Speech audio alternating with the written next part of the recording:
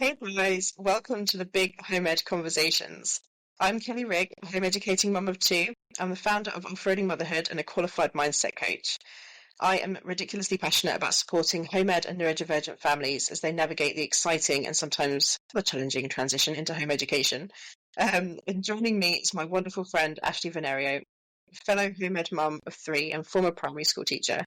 This podcast was born from our often lively and passionate conversations around the table, sitting, drinking amazing coffee, usually at Ashley's house whilst the kids were running crazy around us. So we wanted to basically invite you to come and pull up a chair and join us. So together we'll explore the highs, the hurdles, the heart of home education, just like you're here with us, so part of the conversation. Let's dive in. This week, we are going to be talking about COVID homeschool versus home education. So this is a pet peeve of Ashley's, which I'll get into in a moment. But that is what we're going to be talking about today. As we have promised, we are trying to do our kind of little bit of gratitude when we come into these sessions. And I'll be honest, I'm only literally thinking about this now. Goodness, what a week it has been. I feel like I've had a really nice week. We've managed to get outside so much more. We went down to our favourite beach of West Wittering down on the south coast. So it's a little bit of a drive for us, but it's well worth it. But I think, again, just woke up on Mother's Day and just needed to be outside. And I'm so grateful that, I mean, I know it's a Sunday and anybody could have done it almost. But just to be able to choose to just wake up and go, where we're going today. So I think that's what I'm going to be grateful for this week is just being able to choose. As so often our days can flex and adapt to what we're in the mood for, what the weather's like, and what we fancy doing. But yeah, so I think that's me. What about you, Ashley? Can you think of anything off the cuff? Sorry, I forgot to. We We usually did prep not prep. ourselves, like, we did not think about this yet. So it's Yeah, cool though, right? You can think of something, anything you like. I actually was just appreciative of to your end, the kind of flexibility a schedule allows because, and I think maybe even just more of like the ability to go with the flow. And this is not home ed specific, but our swim class got canceled this week, just due to the instructor not being available.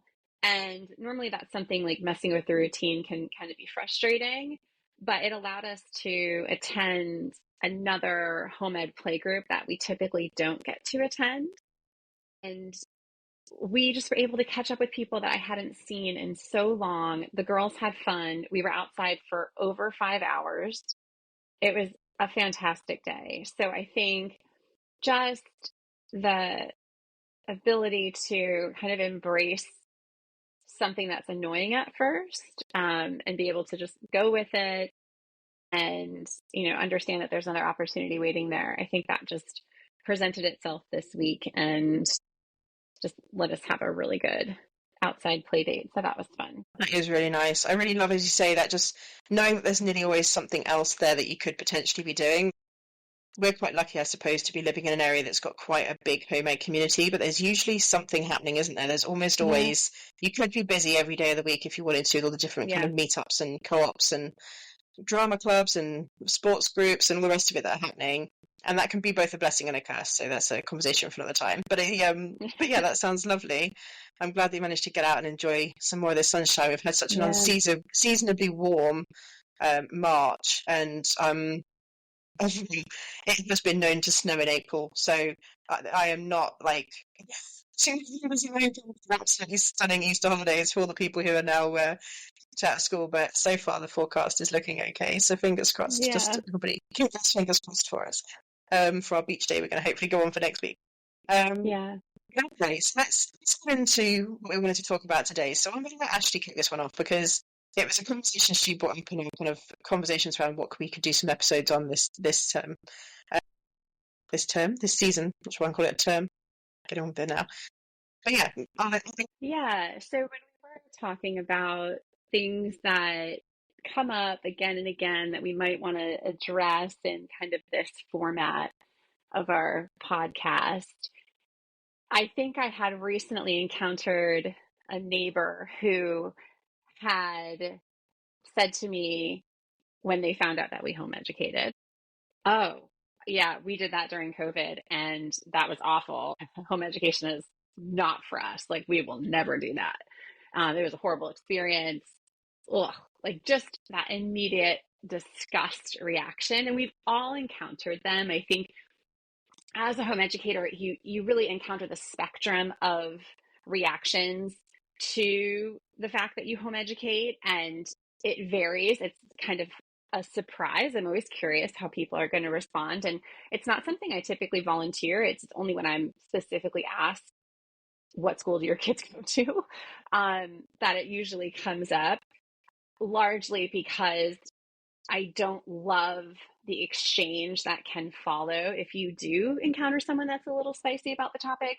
But I think that specifically with COVID and the fact that families were suddenly in a position where they had to work from home, manage their kids full time, the squabbling, all of that, plus be responsible for their education, and also not freaking out about the state of the world and health concerns and the new way to grocery shop and not being able to go outside and meet up with friends, et cetera, et cetera, et cetera.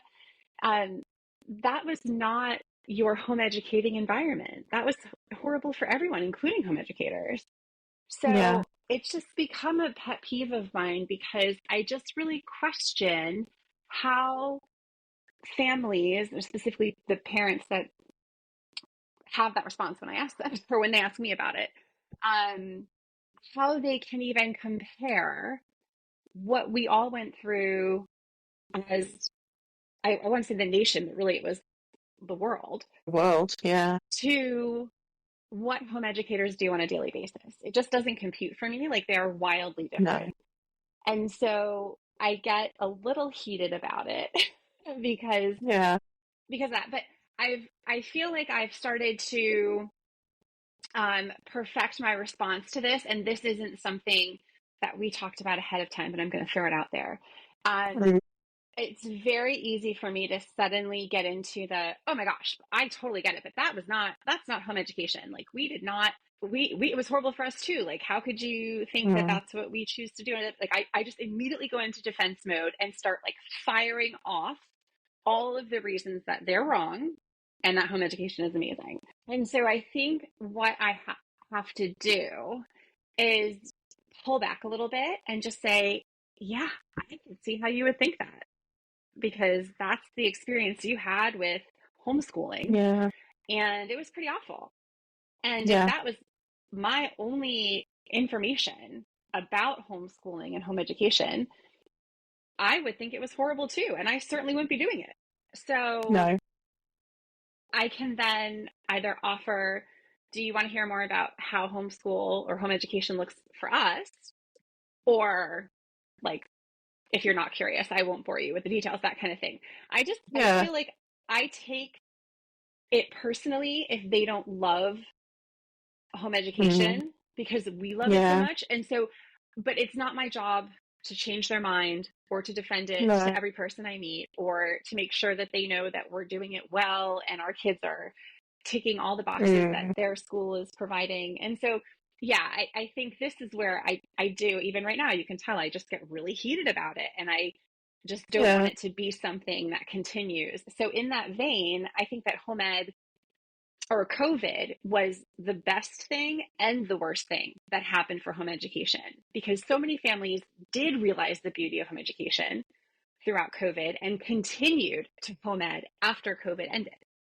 But equally, we got a lot of home education haters out of that experience too. And so that's what's difficult, Yeah. I think. Yeah. And I think one thing that you kind of said there was quite interesting. So this kind of concept of the feeling defensive. And I think the truth is the reason why we then start to feel defensive is because actually they are drawing comparisons between what was essentially an utter who show. Mm-hmm. It was being stuck at home, physically not being allowed to leave your home for more than 1 hour a day. The playgrounds were roped off with do not enter tape. Like, there was barely any movement happening. You suddenly had either no one from the schools. Initially, in the first lockdown, I think most families didn't even get any support from the school, like they were just home, and you just suddenly had to figure it out. You were also Yeah. either working from home, you were furloughed, You might have had, your partner might have been doing a job which meant they still had to physically go to work. And so you were just home alone with however many kids you've got. You might not have had enough computers. You might not have felt confident to step into the role of educating them at the stage of their education they were at. Some people would have had teenagers literally due to be doing GCSEs and exams in the next year or two, and the parents would have been freaking out or whatever. Like, so many different scenarios. Children with additional needs, etc. Like, we're talking families who might have been trying to physically work, educate, keep their kids happy and not too restless, help them maintain their relationships, deal with the trauma we were all experiencing.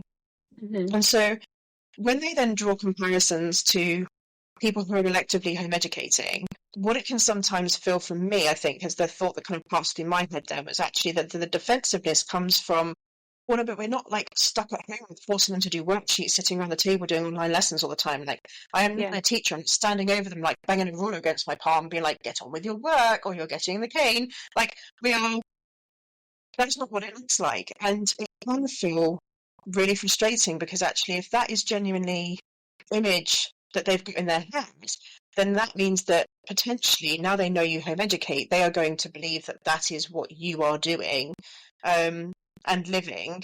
And actually, that is offensive a little bit. Like, it is a little bit offensive because then it's whether or not they're doing it in a judgmental way or just like doing it in a like just dismissing the conversation kind of way, it is really hard to feel like actually now they've got a vision of who you are in their head or what your life looks like, your lifestyle and your choices look like.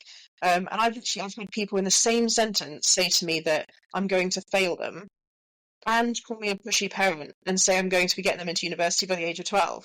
I'm just like, which one is it? Which one Right. is it? You're not doing this.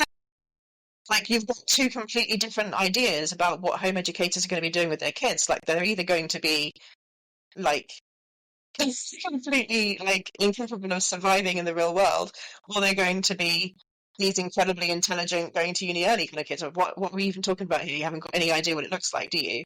And I think this all comes back around to the kind of concept of home education of itself having so many kind of stigmas attached to it and the ideas behind it, much like there are a lot of stigmas and things attached to schooling. Like, this is whole of the conversation really, like we're just watching Harold and the Purple Crayon, the movie, and it just shocked me how in every single movie you've got kids, like, you've got the bullies at school, you've got him getting into trouble because he's defended himself against somebody else hurting him and being not very nice to him, bullying him. Like, you've got all these narratives and stigmas that kind of get attached to things that obviously some are true, some are not true, some will happen, some won't happen, but actually it's like we've got an image. And it's important to question it, and it's important to break it down. And I think that if we start with that, first and foremost, to start really kind of get into the nitty gritty of what it would have looked like for people, like, that experience it was hard for so many people. Like, I've got friends who had I think one of my friends had 5 children. They were already on one income anyway, so they were already in a bit of a tough spot at that moment in time. That person got made redundant. Like, they didn't get furloughed, the company just let them go. They were suddenly without an income, 5 kids, there wasn't enough computers to go around, there was not enough space and time and all of it to go around. They had kids that were literally at GCSE points, so they were like really quite stressed trying to help them to achieve the grades. They then obviously didn't need to do their exams in the end, which sadly meant that one of them, who hadn't done brilliantly at their year 9 SATs, basically got given a 0 grade, like they didn't get a grade for some of their crucial like maths and English grades. And it's just like, she had been literally getting tutors, she'd been working really hard, like so many things that she had done, and actually they based off of her previous workload, her previous results, and just gave her a 0. So she had to fight really hard and do like an extra year kind of college wise to try and get those grades back and all the rest of it. So it's really quite stressful. And my response to me home education was like, holy moly, you used to do that. Like, that's crazy. And I can respect that whole experience. Like, the see, feel, sound of that, like, it makes me go, like, I don't even know. Like, that's horrendous. Whereas I had a 5-month-old baby and a 3-year-old who had been in nursery 3 days a week and was absolutely tornado bonkers around it. Obviously, we now know it's ADHD and autistic, so fair enough. I didn't know that at the time. So I knew I had this physically couple who was alert. He was suddenly going to be home all the time. My husband's first responder, so he was still out at work, and I was stuck at home with a tiny baby and my child. I had postnatal depression. I was not in a good place. I didn't have my mum and dad anymore, who were literally up the road. I could physically touch their house, like it was so close. I could now no longer get their support or help. I was so alone and so scared. And the anxiety, obviously, having a newborn baby in a world that suddenly got a pandemic, like the fear was so high. And so, like, health-wise, was not great at all. But our experience, when I actually reflect back on it, was actually, in the end, really positive. My son coming home from nursery and not having that kind of constant shock change of routine and his overstimulation from that brought him way down to calm. He stopped needing his afternoon naps. He started sleeping better at night. He started eating better. He was talking to me more. He was more creative. We started doing more fun, creative stuff together. And actually, it was the formative experience that actually inspired us to home educate. It was through COVID that we even found out that home ed experiences were real and that you could actually choose to do it and that it was legal. I literally remember Googling, is home education legal? You can actually choose not to send your child to school. I did not know this. This is crazy. So actually, for us, it's a largely positive experience because it actually taught us that when left up to our own devices and you limit the expectations of the outside world, like our family thrives. It's really interesting. And so that helped to form my opinion of home ed. But like, what was your COVID experience like? Was you were over in Italy then, so it'd be interesting to know what your kind of experience was like too. Yeah, so we were locked down pretty early in February because I was in the Lombardy region, so it was sort of the hot spot for Italy and where it all kind of kicked off at a real level for us anyway.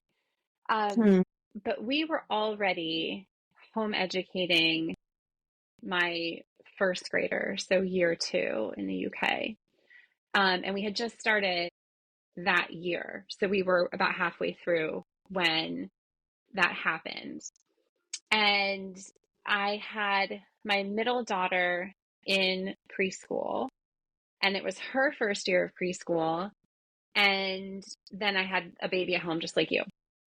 And so for my middle daughter, it was, I was annoyed by it only because sending her to preschool wasn't exactly top on my list, but a conversation for another day. In the end, we sent her. And it was a battle to really get her comfortable and attending and not crying and the whole thing. And then COVID happened, but basically she hadn't been back since after Christmas because we were traveling. And then by the time we got back, I think actually she had a cold or something. And so we didn't send her back to school. And then they closed. So she actually never went back after Christmas. And I was like, you know what, this is great because the last thing I want to do is like retransition her into this craziness of dropping her off every day. And so then she was suddenly home with us.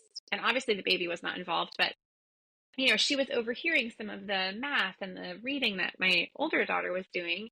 And so, kind of had her own work for her. And the school was sending out just to the WhatsApp group, like some little videos, like linking videos to watch on YouTube.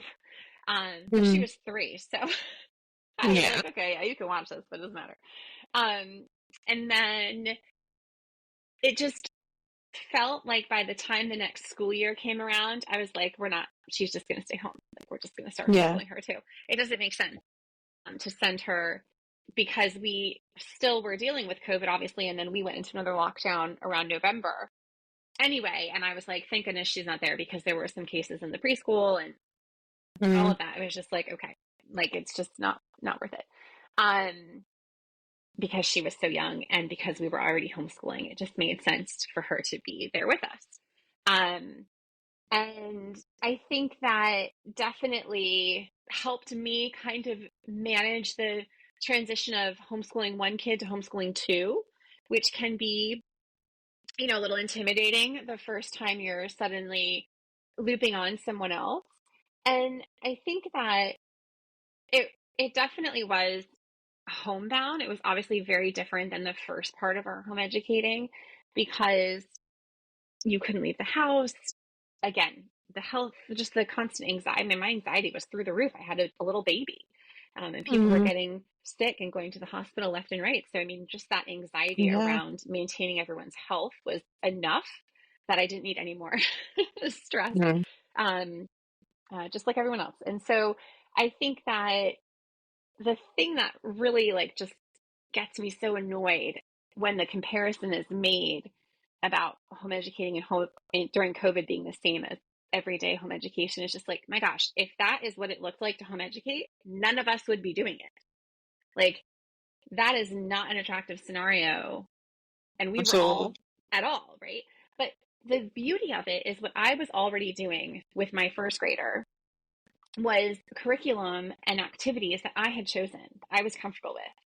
And so for my friends whose kids were getting, and the teachers I used to work with, like talking to them, because I was out that year on maternity leave anyway, because I had a daughter in October. And so I was already, at home, but I was in contact with the teachers I had worked with. And I mean, just them having to like scramble to pull stuff together and just a generic thing that they could pass out just so that they could check the box that they were getting at work out to the students. Mm, It was just stressful all the way around. But the parents were then expected to take that and like implement it with their children, having no background, no previous exposure, no choice in the matter and if that curriculum suited their children, their families, their teaching style, like none of that. You were mm, just given something yeah. and said, this is the page you have to do. Yeah. And deal with whatever frustration comes from that because that's your thing. Whereas like you and I know if we approach something and that method isn't working or that book that we were learning from isn't the right fit for our child's learning style, we can just find something else. And so that the freedom to choose and implement whatever works for your children and you as the parent teaching it is Yeah. super important.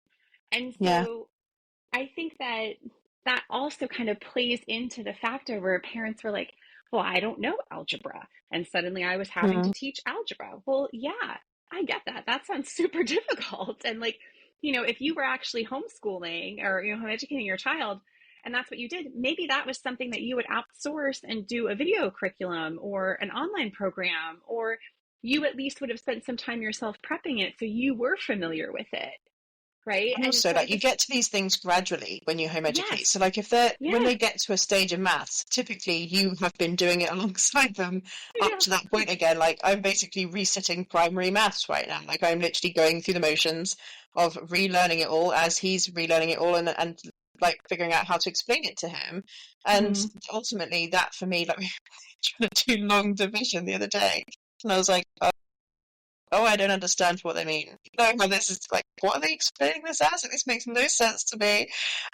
And being like, I don't know how to explain this. And so, yeah, you do decide in that moment, okay, I need to step away before we get into this one. I clearly need to go and like bone up on how to do this in practice yeah, again.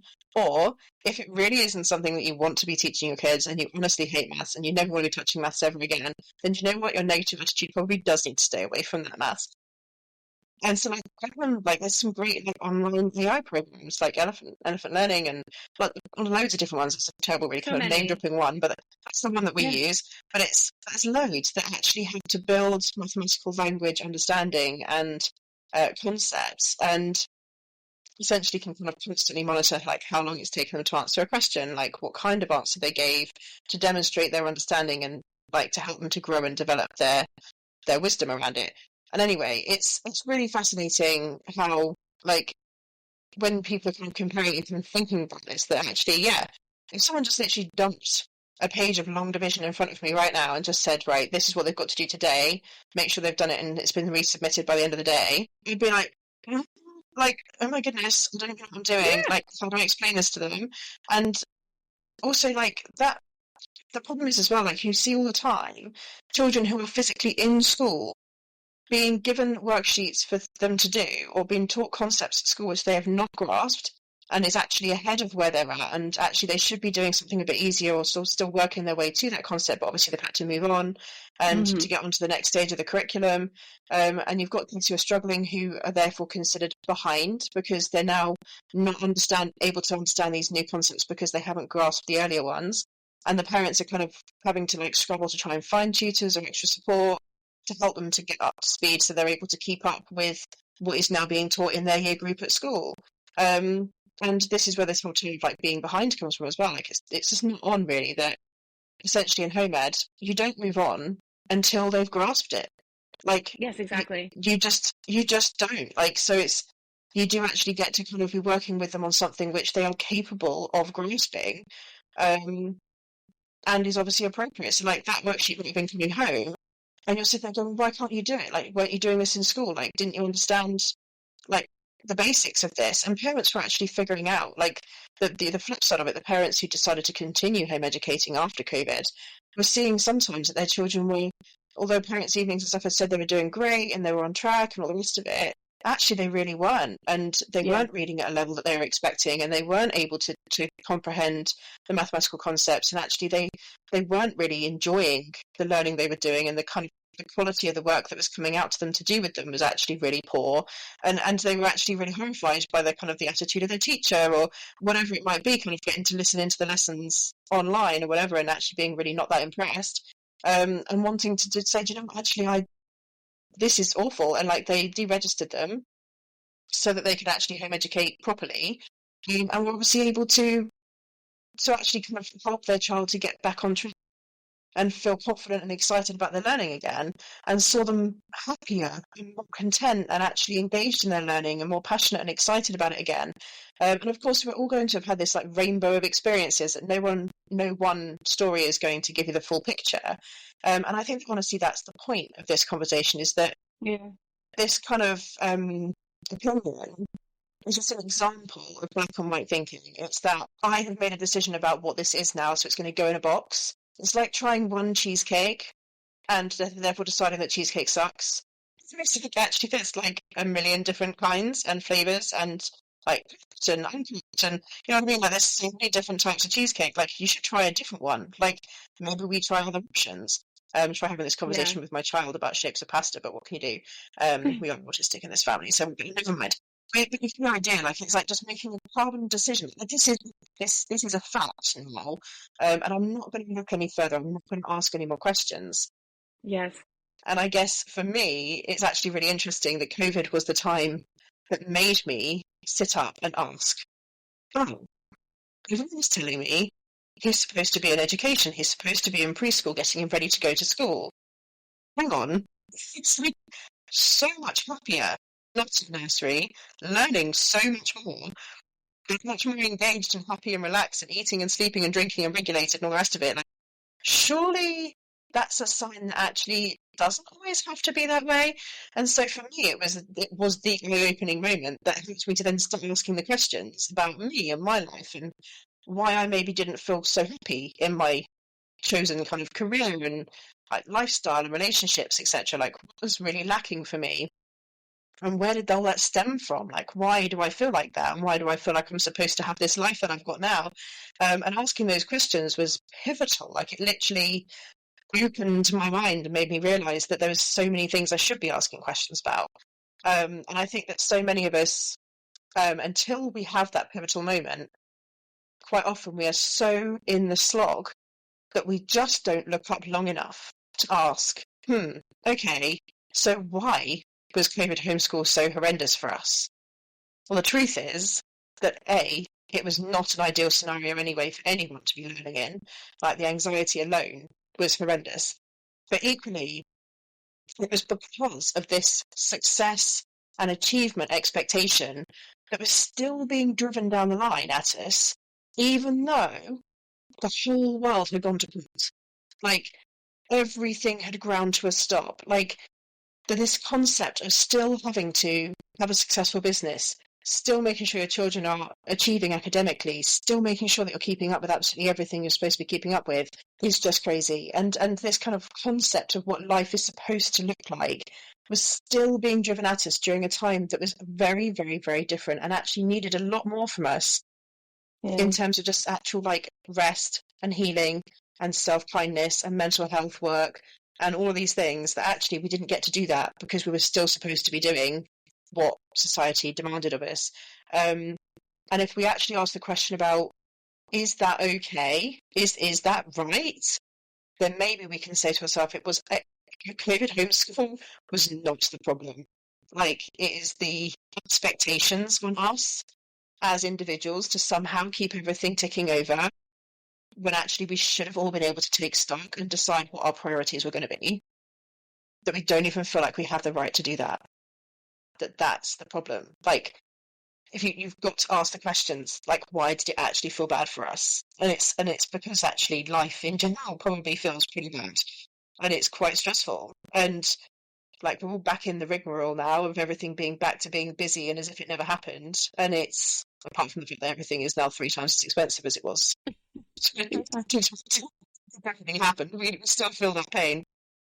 But yeah, like we're all back in the busy, and I can imagine most families who've got kids in school who homeschool during that region are back to thinking that actually there's absolutely no way that we could home ed, even if that actually probably would be the lifestyle shift that could make their entire family that much happier. Yeah, and I mean, I absolutely respect that for some families and some parents and personalities, probably most, that home education is not the right fit for them because they don't have a way to make it work because they're both employed or they're a single family home or a single parent home, um, whatever that might look like.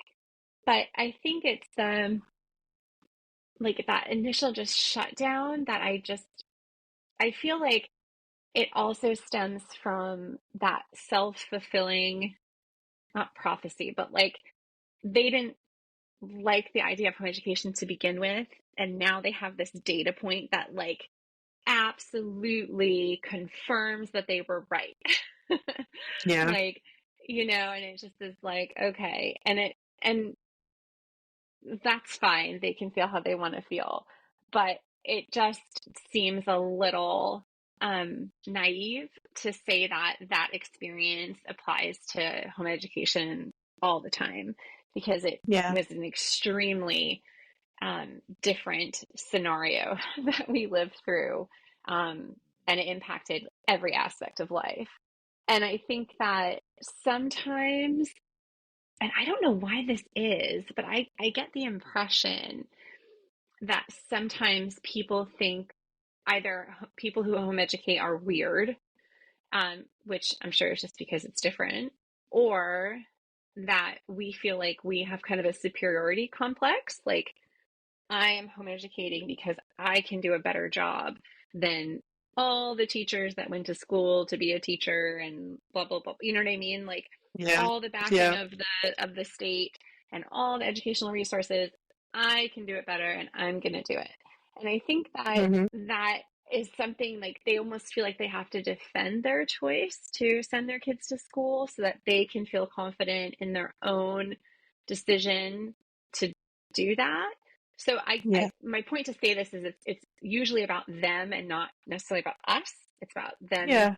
defending their own choice and not really caring about necessarily what we're doing.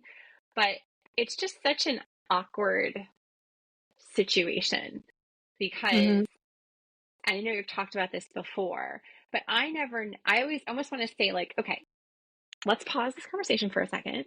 Um, do you want me to just say, okay, to your comment that you home educated during COVID and it sucked? Or do you want me to tell you why I homeschool? Right? Yeah. Because do you want me to try to show you another viewpoint on this? Yeah. Because I don't know what they want out of this Yeah. conversation. And Yeah. typically comes across aggressive and confrontational. Yeah. And so I'm like, okay, well, I guess we're not going to be friends. But Something that, um, yeah, I guess we don't really see eye to eye, but I fair enough. think, Yeah. and not because you don't like home educating, just because of how you're approaching the situation. Yeah. Because obviously, I think that it, you know, Mm, having friends, and whether they're acquaintances in the neighborhood or good friends or your kids' friends or whatever, that it is good to be with yeah. families that have different experiences than you do, obviously, right? And that's just going to happen naturally because your kids, like we were saying earlier, are involved in so many groups, whether they're home ed or not home ed. Yeah. They're going to see kids during sports and stuff that do Hmm. attend schools. So you meet these people, and that's where a lot of these conversations happen, on the side um, of a hockey pitch or a football pitch, right? Yeah. But I think the question that I always have is I almost just want them to be like, okay, now tell me I'm wrong, or tell me your side. I don't know which direction to take the conversation in. And that's No, also just annoying. it is. And I think that your response earlier when you kind of said about just saying like out of curiosity, like what do you want my response to that to be? Um is Yeah, actually a really great question. Just like, okay, I can either give you some more information and explain why home ed is nothing like COVID homeschool. right. Or we can just move on. Like Yeah, I can just say, okay, fair enough. Like this isn't a conversation you're interested in having. And I mean, I've had like, my goodness, a rainbow of conversations with people over the years, and like you get the same stock questions every single time, which we've talked about before. But like, I really want to stress that actually for the new people into the home ed community, you are going to get those same questions. Are they going to sit their GCSEs? Do they have any friends? Do you actually go out and see anybody every week? Are you just sat around your dining room table? Like, you just you are going to get the same questions because that's just the stigma that's attached to home ed, yeah. and it is going to earworm you, and you are going to freak out regularly. And I have got like a whole workbook and stuff that you can get off our website about this. So this is actually something which I've done a bit of work on already. But ultimately, it was the number one thing created stress for me as an early home educator was just the same old questions every single time, because it just kept making me doubt my beliefs that actually those things were not a Yeah, problem. And yeah, obviously now, years in, like, I just laugh at it because it's just like, exactly. same old, like, oh my goodness, get a different tune, please. But Exactly. it's just, but it's hard when obviously that means that the reason why you get those same questions is because everybody's had it drilled into them that that is what it is, Hmm. by the media, by schooling, by whatever, like that children must be in school, that you're being fined if your children aren't in school, you can possibly take a holiday or do any other extracurriculars instead of being at school. Like, no, school is the most important thing. Like, we get it so much that, of course, parents then think, like, how are you making sure that you're literally getting all of the same stuff done as they do in school?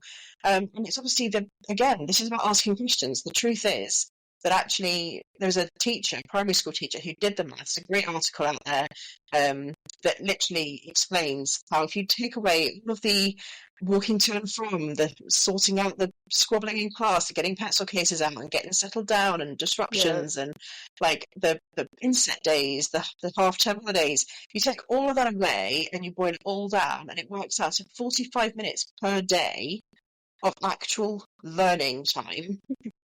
Actually, just go on with it. It's 45 minutes a day if you did it 365 days a year. And so, if you then factor in the fact that as home educators, we know that every single moment of their life is learning in some capacity. So, whether that's a physical skill, like mental health and wellness, it's negotiating social emotional skills, it's PE, it's, you know what I mean? Like, it's a million different Hmm. things. And often, like, in the process of baking a cake, you can cover all the subjects. You've got science, you've got like all, yeah, whatever, right? Mathematics, all of it. You can kind Yeah. of combine the whole lot. You can do a bit of reading. You can get them to write a little note to put in with it to be like, we tried adding jam and it did this. Like, whatever. You Hmm. can find so many different ways to cover pretty much absolutely everything that you need to try and cover in one fun and basically no school scene whatsoever example. Like, for a great example of this, actually, you're getting a bit off topic, but who cares? Was at the forest with my kids the other week. I was saying to them about the fact that we needed to do a little bit of sit down learning. I said, we've done lots of other types of learning this week, but I just kind of need to get a couple of bits done with you on the topics that you wanted to cover, because we're going to this place and I really want to tell you a bit about it before we go. he's like, what have you done learning? She's like, for the first yesterday. He was like, well, what was I learning? And I was just like, I don't know. Okay, so you made a bridge out of these logs and you built a den and you were working out which kind of sticks were long enough to fit across the ravine, which ones were strong enough and best balanced for you to be able to climb across it.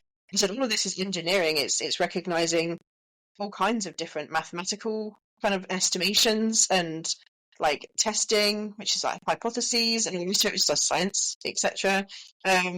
You said you were spotting birds, you were looking at the post, you were reading about the birds with your friends, you were discussing your favourite birds and what you liked about them. And he was like, oh, like he just really quite grasped how Hmm. many different, like, just off the top of my head, like observations about what he'd done that day. Um, Ultimately, that is what home ed looks like for me. Anyway, that's our home ed. It's project based to some degree, where I do have like topics that they've decided on with me that kind of cover a bit of history, a bit of geography, a bit of science, a bit of maths, like whatever. So we try and pick a topic that helps us to cover some of those things. But then we deviate massively. We're supposed to be doing Egypt this term, but somehow we have massively gone on a detour towards Greek mythology. It happens. Like, mostly what we're doing is that because actually that's what they've been interested in, mythological creatures and stuff. So whatever, it's fine. It's deviated. It's still interesting, and it's very good. So it's fine. It's curious, isn't it? How these things just evolve and change. And as I say, like so, this kind of concept that actually it's like 45 minutes a day. So if you ask the question, like, oh, I couldn't make them sit and do like 5 hours a day of concentrating, like got to tick this off, got to do a maths lesson and then an English lesson and then like, oh no, it'd be so stressful. What if they can't like tell me what a prefronted adverbial is by the time they're 8 or whatever? And it's just like, oh my goodness, most of this is not even relevant to having a good education. We've got to ask some really critical thinking questions here, like what is a good education? What does success look like? What actually is important to learn about? What skills are going to be really vital in 10 or 15 years' time? Because that's when it's going to matter. Like, really kind of like asking some really important questions. And these are questions that, as home educators, we do take the time to have these conversations typically.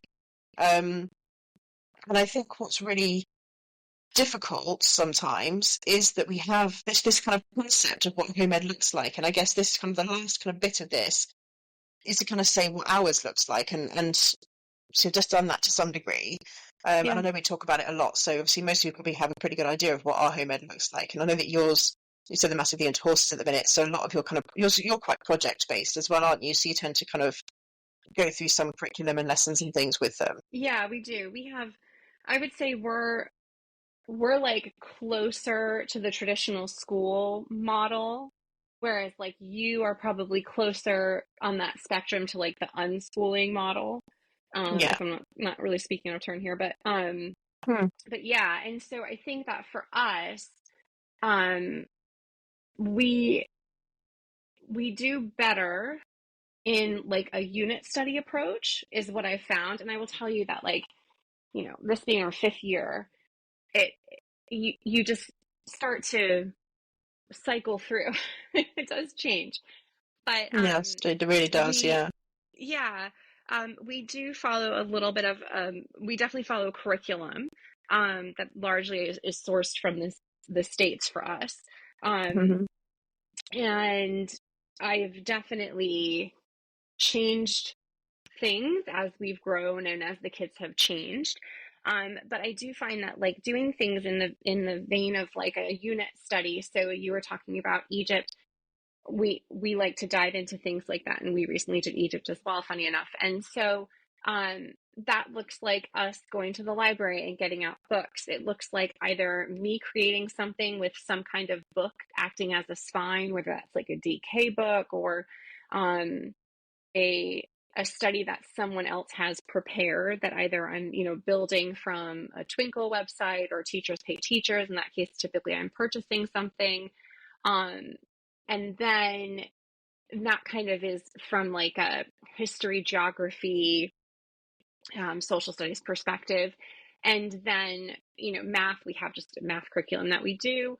And language arts, the reading, writing, grammar, all of that is typically book study based. And Hmm. so I have just found that when we're reading something, we can build off of that in such an organic way that it doesn't feel forced, and just say, okay, pretend you have a lemonade stand, write 5 sentences about what your day would look like. And just like, well, I've never had a lemonade stand. I don't know. We don't sell lemonade these days anymore. Like, it's just, it doesn't relate. And so, yeah, and specifically being so into horses, it is something that I pull from. So the girls are in this class now where they learn about equine life for 45 minutes, and then they will ride the horses for 45 minutes. So it's like an hour and a half course.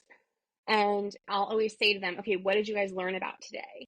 And one time it was like, well, what plants are poisonous to horses? And I was like, great. So then we go home, we look up the plants, we draw the plants, we write the plants, right? And so that kind of just translates into Yeah, just kind of sort of just a cement the learning a little natural, bit. yeah. And then they're getting in Yeah. their handwriting, their copy work, their art, and they care about it. And so as much as we can do that, we do. But I do also, you know, we we will do things they don't necessarily love. And I also think that's sometimes just part of life. I don't love doing laundry, but I have to do it. So building up that resilience and hopefully understanding the goal, which I try to underline as much as possible. Um, Yeah.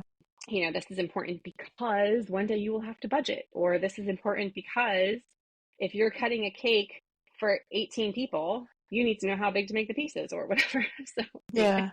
And I think yeah. what's great about those sorts of things as well is relevance building. Like even now, like if you were to give them some pocket money, learning how to Hmm. budget that pocket money, like so that they actually Yes. have some, like so maybe they want to save for something, like they've got to sit and think, okay, well I get say £20 a month, I need to put £5 aside for that, and I want to do £5 to have some money to be able to buy an ice cream or to get some sweets sometimes, Hmm. and that leaves me with 10. So like that's something which I need to start doing a bit more with my kids, because they will just literally blow it. Like the first time we're like at any kind of shop of any description, it's just like it's all going like buying Yes. souvenirs and just spending the whole lot in one go, and they're just kind of like this restaurant. It's probably ADHD quality, to be honest. But it is what it is. But they Yeah. but yeah, like, these things can be really, really kind of made relevant to now, as well as obviously demonstrating to them that this is going to be really important one day. Like you're going to have an income, and you're going to need to figure out what you can afford to do, like what kind of experiences you can have, and like yeah, Hmm. like it is important. And I think, of course, sometimes they just really don't want to be doing it, and that is just yeah.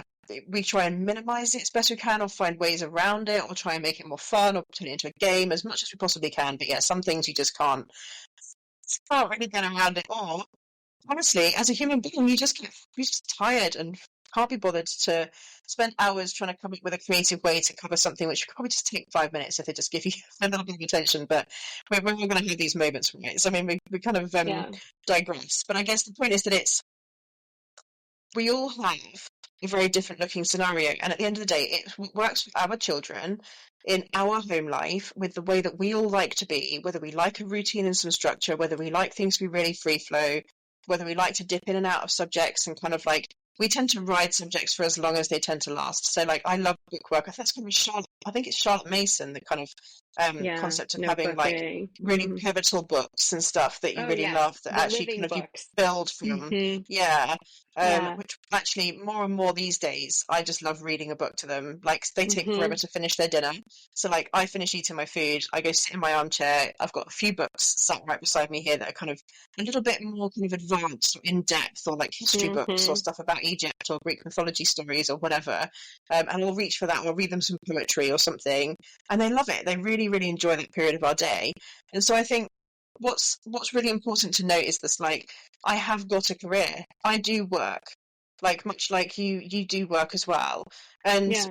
we ultimately we have a life. We have friends, we have things we care about, we have hobbies. Like Ashley was telling me about this crazy book club, competitive book club thing that she does. I'm not going to let you explain it to you, because honestly it took us 20 Take minutes a and I whole still don't fully episode. understand. Still don't understand what else she's doing. Thanks for reading a book, all these categories, oh my goodness. Sounds so stressful.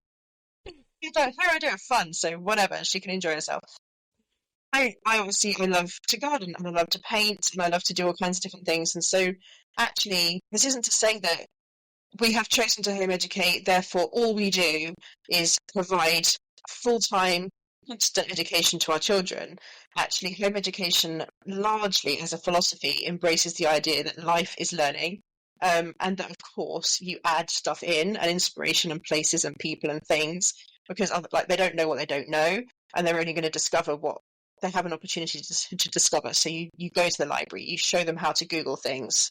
They watch really interesting videos on YouTube. If you look at my son's YouTube history, it's either like non-stop Minecraft, and then he'll go down these little rabbit holes of like, he'll start watching reptile videos, and he'll just go from video to video to video, learning all about these amazing different kind of rare reptiles. And it's just fascinating kind of watching how his brain has like gone off like meandering through these great videos. And ultimately, like they have a lot of kind of self-motivated learning going on there, and we're obviously facilitating and supporting a bit too. But that is not what my life is entirely. It does harness my identity to some degree. Somebody really does. I am a home educating mum. I am. That is a big part of my ID now. As I go out into the world, like I have a lot of philosophical beliefs around education, and it's it is what it is. But at the same time, like I have got things that make me me. I have my hobbies. I have my work. I do things. I work as a virtual assistant for lots of businesses as well that are really kind of well aligned with this sort of stuff as well, which is really exciting. So I am busy and they are busy and we have our separate lives as well as our together lives. And I think that you've got to kind of, the question I guess I really want, I guess if we're talking to people who are considering home education right now, which obviously there's no way that anybody who has this opinion of just like COVID homeschool sucked, I'm never talking about this again. We're potentially talking to people right now who are considering it, who are maybe having it thrust upon them, who are maybe feeling a bit scared about it, who, whatever, right? Maybe you've already been doing it for a while and actually you're just enjoying the banter. But the people who are out there thinking about this right now, I kind of just want to make it clear that although it might not be your choice, it might not be something which feels really good for you right now, that ultimately, home ed is a lifestyle that allows you to actually adapt to what works for you. And there is no way that can be bad. Like, just like being completely truthful. Like, if you think that the concept of schooling, you being employed, then being at school, everybody having to live a life in a certain set way, that you either meet it and succeed or you fail, that is one way of living that works for some, and people can be very happy in that scenario. I haven't met any yet. I'm sure there are loads of them out there. Ultimately, that is a choice, and that is something that people choose to do, and that's the lifestyle they can have. And actually, some people do thrive in it. And actually, there is a large proportion of us, and it's growing by the day, who are recognizing that actually we want to learn more fluidly. We want to space our school out and make it more relaxed, and we just allow it to exist in our life. So we want to be reading a bit over breakfast. We want to be doing a bit of maths, like in the afternoons when we're just fancy doing some. We want to be doing a science experiment for fun. Do you know what I mean? Like we want to be doing it in a more relaxed way. We have got people who just want to be able to say, do you know what, we're going to do school at home because I love learning too, and I love seeing them achieve and develop, and I want to see their milestones. Like I don't want to just be hearing about it when I report every 3 or 4 months. Like I want to be there. I want to see it. I don't see them enough. I miss them. I want to be around them. Whatever it is, okay? Like you have got your reasons for considering home ed right now, and ultimately it is literally meant to be what works for you. And I just cannot stress that enough, that private homeschool was not what worked for anyone. Like it was not the bar. Like my goodness, that was just like, it's been like the McDonald's of cheeseburgers. Like it was like this is like fast food. This is not good for you. It's not going to make you feel good. It's whatever. Like we're talking about has to be choosing the absolute best ingredients and exactly how it should go together perfectly for you.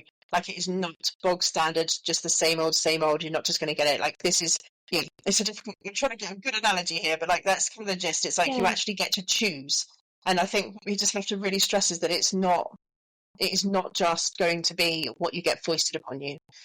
Like, you are going to Yeah. get to choose. And I think that's what's really hard to convey in those defensive moments when, but honestly, you're talking to someone who isn't even considering it right now. And I think that much like anything in life, you can have opinions of things, Hmm. but you have to remember that your opinion is an opinion and not a fact. And that actually, if you really was to take a good look at it, you might actually come up with a different answer. But so many of us do get stuck with these things in our heads that are facts, and these are what we term as limiting beliefs. They are like something which is just stuck there now, saying, no, look no further. There's no point.